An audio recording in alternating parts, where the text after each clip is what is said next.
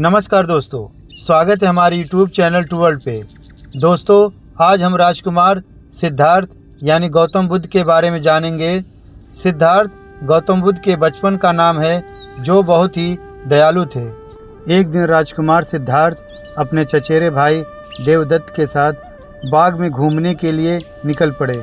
सिद्धार्थ का स्वभाव कोमल हृदय का था, लेकिन देवदत्त झगड़ालू और कठोर स्वभाव का था। सिद्धार्थ के स्वभाव के कारण सभी उसकी बड़ाई करते थे, लेकिन देवदत्त की कोई नहीं करता था। इसी वजह से मन ही मन देवदत्त सिद्धार्थ से जलता था। बाग में दोनों घूम ही रहे थे कि तभी अचानक उन्हें एक हंस दिखाई दिया जो उड़ रहा था। हंस को उड़ता देख सिद्धार्थ बहुत खुश हुए ही थे। तभी अचानक देवदत्त ने अपने कमान पर तीर चढ़ाया और हंस की तरफ छोड़ दिया। तीर सीधा जाकर हंस को लगा, जिससे वह छटपटाकर नीचे गिर गया और घायल हो गया। सिद्धार्थ ने दौड़ते हुए हंस को उठाया और उसके शरीर से बहते हुए खून को साफ किया, फिर उसे पानी पिलाया। इतने में देवदत्त वहां पर आ जाता है और गुस्से में सिद्धार्थ की तरफ देखते हुए बोलता है, सुनो सिद्धार्थ, इसे मैंने तीर मार कर नीचे गिराया है। यह हंस मेरा है, इसे चुपचाप मुझे दे दो। सिद्धार्थ ने हंस की पीठ को सहलाते हुए कहा, नहीं, मैं इस हंस को तुम्हें नहीं दे सकता। तुम निर्दयी हो। इस बेचारे निर्दोष हंस पर तुमने तीर चलाया है। अगर मैं इसे आकर न बचाता तो इस बेचारे की तो जान चली जाती। सिद्धार्थ की बातें सुनकर देवदत्त को और भी ज़्यादा गुस्सा आने लगा।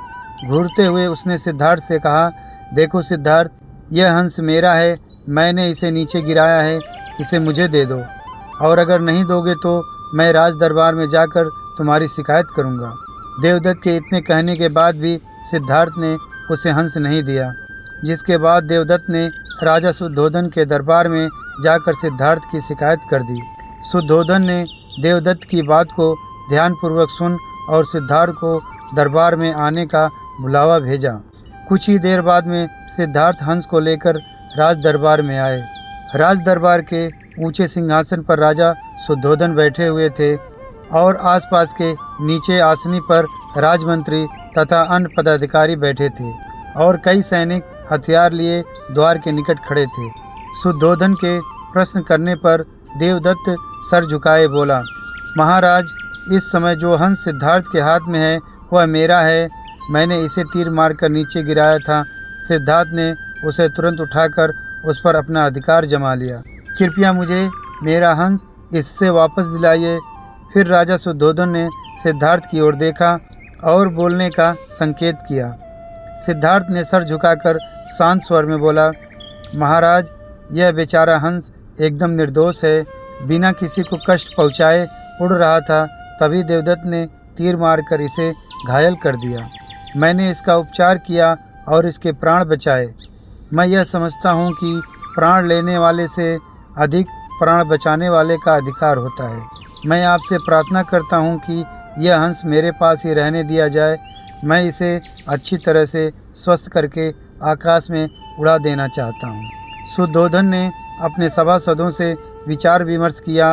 वो सभी एक ही स्वर में बोले, राजकुमार सिद्धार्थ का कहना बिल्कुल ठीक है महाराज।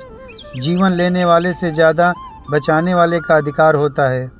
अतः हंस राजकुमार सिद्धार्थ के पास ही रहने देना चाहिए। राजा शुद्धोधन ने सभासदों की बात मान ली और फिर उन्होंने सिद्धार्थ को अपने साथ हंस ले जाने की अनुमति दे दी। दोस्तों, वाकई मारने वाले से बचाने वाले का ज़्यादा अधिकार होता है। यह कहानी आपको कैसी लगी कमेंट करें। अगर ये कहानी आपको अच्छी लगी है तो प्लीज़ एक लाइक और एक सब्सक्राइब करें, क्योंकि आपके एक लाइक और सब्सक्राइब से मुझे हौसला मिलता है। धन्यवाद।